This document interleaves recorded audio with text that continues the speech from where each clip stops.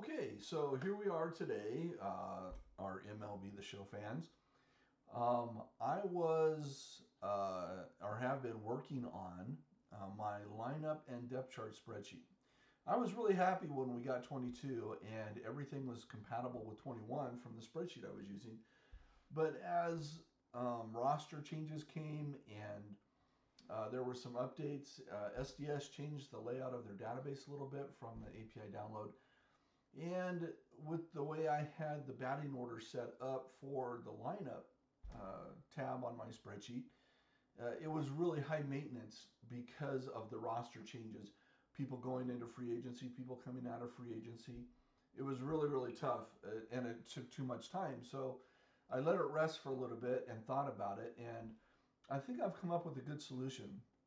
And because of that, I have updated my spreadsheet to show a few different things. Now, if you've seen my videos before, you'll notice in the center area here where I have the relief pictures and the closing pictures, I used to have two graphs. And I don't have those graphs anymore. They were cool and they were fun because they would follow the stats for who was at bat as long as I put my cursor over it.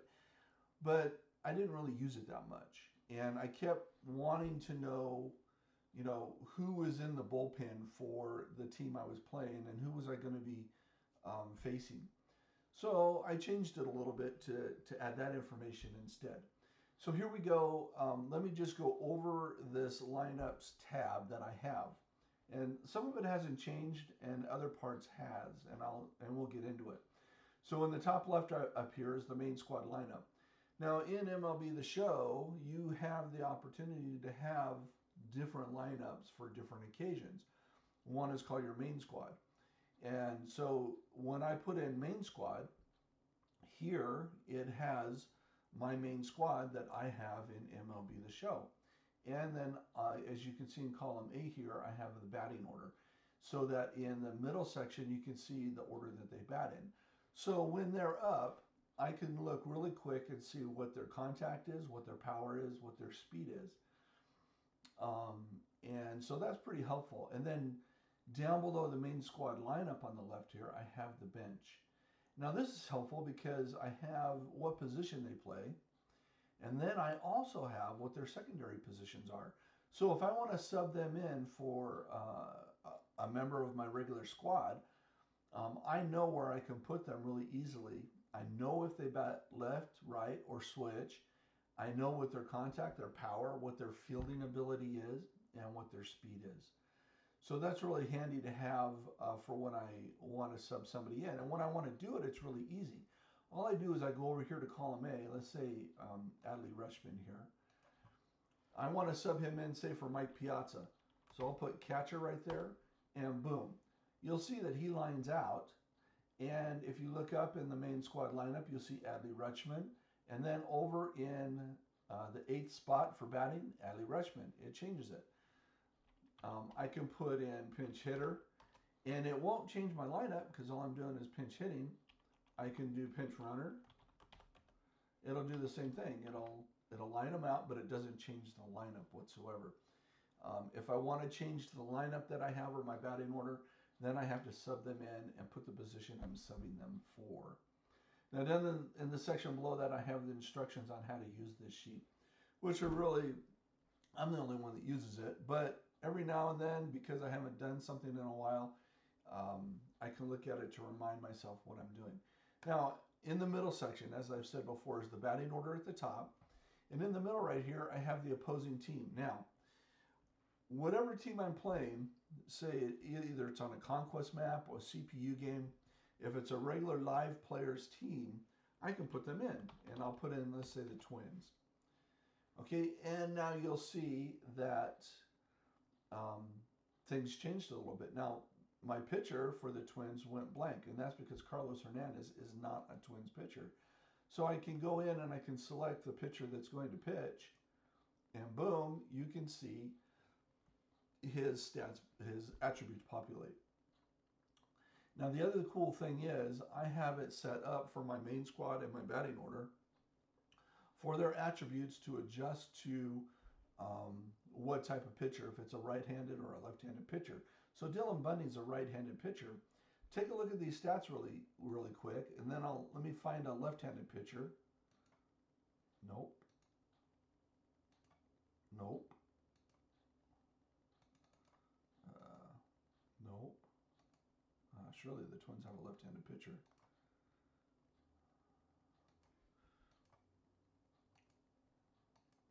There we go. And now you'll see the stats changed. When I went from right-handed to left-handed, you'll see the stats change on contact power because it adjusts to the attributes for left-handed versus right-handed. And so I've done that. Now, below that, I have the lineup for the Twins and their batting order. Now, this was the thing that was really puzzling me before because every time they do a roster change, it would mess up the lineup. So I had to change that a little bit. And then below that is the Twins bench. And then in the middle section, we have the relief pitchers. Now I only have 10. Some teams I've seen up to 12 relief pitchers, as is the case with the Twins. They have 12 relief pitchers. So I'm leaving 2 off. And I might change that where I drop down the closing pitchers because normally I've only seen up to 2 closing pitchers. So I can drop that box down and give myself room for more relief pitchers. And I'll probably end up doing that in the next enhancement that I do. Now you saw here that over here I slid. This is so I can see the Twins starting pitchers, their relief pitchers, and their closing pitchers. And one of the reasons I have this is just for information because depending on, there's a thought out there that depending on where you put your starting pitcher, which slot, the 1 to 5, depends on which pitcher the CPU team is going to start against you. And the thought is if you put them in your number 5 spot, you'll always get their number 5 pitcher. Well, that's not the case. I've been observing carefully, and I've noticed that even if I have my pitcher in the number 5 spot, I may get the number 2 or the number 3 pitcher. And I think the reason is because it's going more off of the overall pitching. I'm not sure though, because I have gotten their number 5. I really haven't nailed that pattern down, but I'm watching for it. Now, to make all of this possible, there's 3 really key elements. The number 1 element is the database. This is the database that comes from the API download. Now, the unique ID is mine. I create this unique ID, and you can see the formula up here. I'm using my finger. That doesn't work. You can see the formula right here. And what I'm using is their name, their team, their overall, their series, and their position that they play. And I'm creating that. And the reason I don't take SDS's unique ID is because it's encoded and has special things that mean something to them. Well, I don't need all of that. And it doesn't tell me anything about who's playing. If you look at mine, I can see that it's a 61. The first name is AJ. The last name is ALE. So I know if I want to look, if I only see the unique ID, I can go to the database and I can look for that, and I can find it a lot easier, who the player's talking about. And sometimes that's necessary. If there's a change or something happens and I don't know what the error is, I can go to the database and I can look to see what happens. So as you can see, this is the database that I pull in. Now this isn't the whole database. SDS changed their database to include some of the things they're doing this year, like enhancements to cards and things like that, and some event things. Anyway, those are columns that I don't need. Plus there's columns for the picture of the card, for the picture of the fielding, the picture of the hitting, the picture of the player, the card. Anyway, there's other fields in here that I don't need, so I trim it down to just what I use. But this is the number 1 thing that's necessary in order for this spreadsheet to work, and that's this database. Now, these are all the cards that are in MLB The Show at the time of my download. Now, I downloaded this last night so I could take a look. And today starts the Future Stars program. This is the last day of the program we're in, and we're going to go into future stars. So when I was looking through the database, I noticed that there are some future star cards in here already. So they're preparing for this, and I don't know if I'm going to have to download it again after the program takes place, and if they'll add more future stars cards. But let me, I don't remember who the person's name was. I wonder if I can search for it. Let's see. Let's go future. There we go, future stars. So this one is Leover Peguero. I haven't heard his name, how he pronounces it, but he's a future star. So this is one of the future star cards. It's a 95, and it's from the Pirates. So that card is in here already, and there's some other ones in here as well. But anyway, so this is the database, the key, the base, everything. Now the next part is the inventory. Now this is the inventory that I have. The cards that I have, the cards I've earned or the cards I bought or whatever. And the way I get this information is by copying and pasting from the inventory page on their website. And then I have this tab over here where I take this information and I massage it just a little bit. As you can see, they have their player. Their overall is a text and not a number. For the most part, you'll see some are on the left. Let me scroll down here. Some of them come in as text and not as a number, and I don't know why that is. So I have a little conversion here that converts all the OVRs, the overalls, into numbers. You can see they have event enabled. I don't know what SC is, i.e., and then there's quantity, which is what I don't need. I don't need quantity. So what I've done is I've pared it down a little bit, and so I have here that and change the quantity to whether I own it or not, and of course the answer is going to be yes. And I do this simply for sorting and finding purposes, which you'll see in a second. So anyway, this is how I get the inventory, is by copying and pasting from the inventory page. And then I massage the data a little bit and put it here, and then I paste it onto my inventory tab right here. Now, as my play goes on and I gain a card, I will usually just add it here at the bottom of the stack, and then later I can go through and I can resort it if I want to, whatever. But every time I get a new card, I don't copy and paste. I only went down to my bronzes. I didn't go into the common cards this time. It was over 40 pages of copying. It takes a while to do. I've heard there are some people out there that are able to scrape the website to get it automated. I haven't figured that out or had them tell me how they do it. I just have heard that there's a couple people out there that know how to do that. So anyway, I do it the old-fashioned way, copy, paste, and here it is. So inventory, the second key to how this works. The third is player data. Now what I do here is I mesh the database and my inventory together. Now player data is only the cards that I have. It's not the complete database of all the cards that are in MLB The Show at this time. These are just the cards I have. And if you notice over here on AN, you'll see there's a column here for PXP. Now I keep track of the cards that I have leveled up in PXP, and that tab is right here. And these are the cards that I have that I've worked on PXP. Now I don't keep track of the players that are at 1, but I do start keeping track when they hit 2. And you can see 3, I have 2 players at 4, and I have 4 players at 5. All of them pitchers, because pitching is the easiest to get to 5. But I'm working on Mike Trout in center field and Mike Piazza as catcher to become my next 5s. And then you can see my 3s and my 2s also.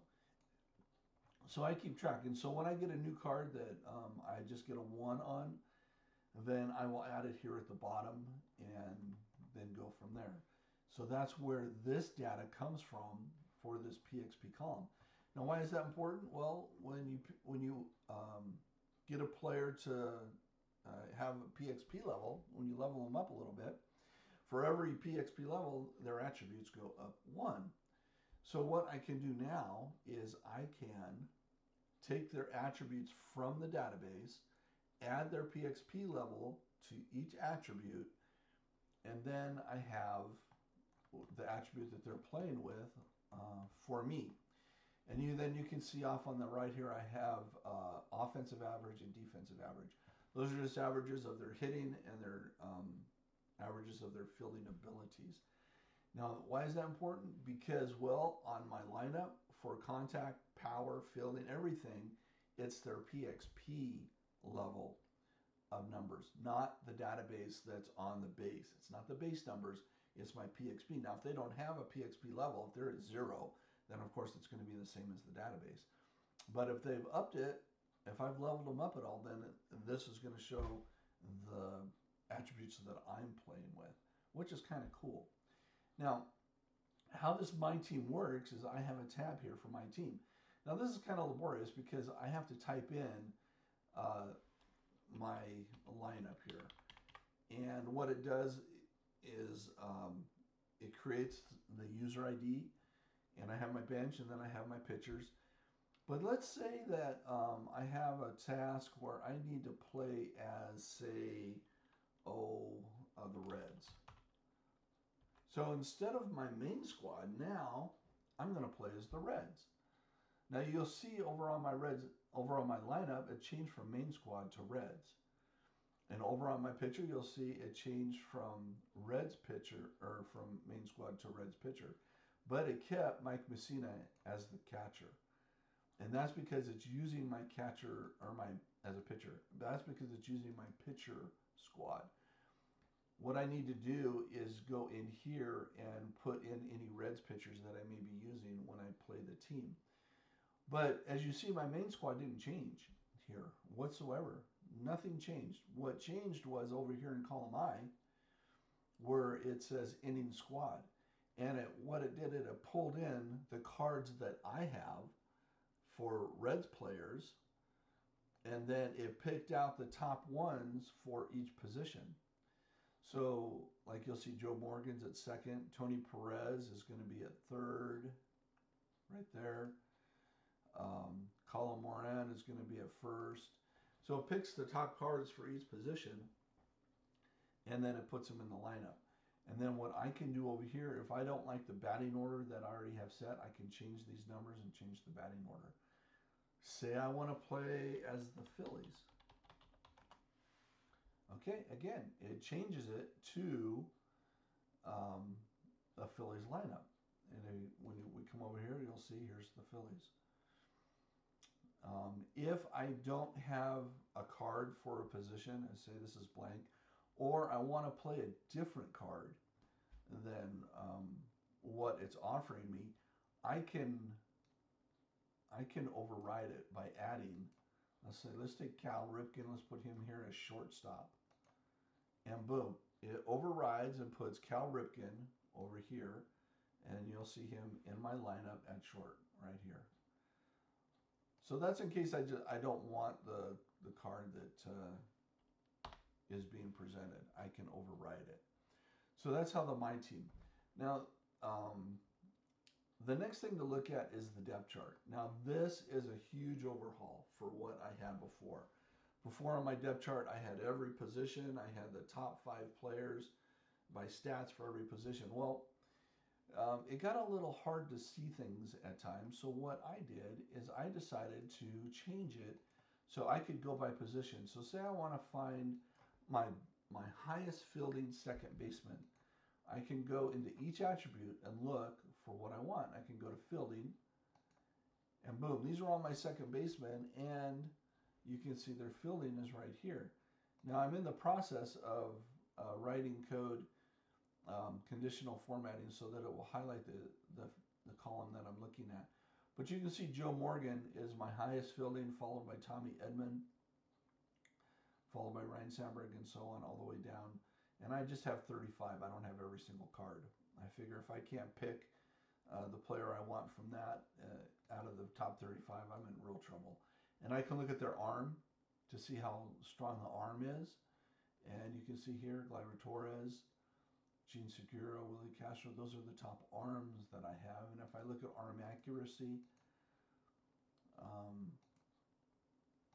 you can see Tony Kemp, Josh Harrison, Tommy La Stella. These are the top arm accuracies that I have. Every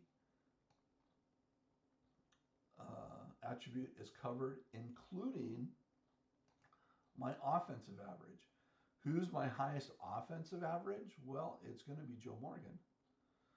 Right there at the top, Ryan Sandberg, Jose Altuve. Who's my top defensive average? Joe Morgan, Gene Segura, Nicky Lopez. So, you know, if I just want a really quick overview, I can say, okay, Joe Morgan is the one I want at second base. He's my highest offensive average. He's my highest defensive average. And so that's the depth chart. I can look at every position, including pitchers. Let's look at defensive average. Byron Buxton is my highest for center field. Let's look at right field. Boom, Aaron Judge is my highest offensive average. And I can look and see that his fielding is 89, his arm is 76, his accuracy is 99. So if he's thrown into home, it's going to be right on the target. So anyway, that's the lineup. So I was talking before about how I wasn't able to keep up, or it was really laborious to try and change my lineup the way I was doing it, my batting order, because of roster changes and stuff. So what I've done is I've created a batting order table. Now, as you can see, this is sorted by team, and it has the 1 through 8 players. Now, how I got these numbers were through games that I've played. Now, as roster changes happen, you may have someone who's not in there anymore. And I can tell you right now, because I was looking through this last night, that I believe it was the Yankees that don't have a number 1. And so let me go to my lineup. I put in the Yankees here.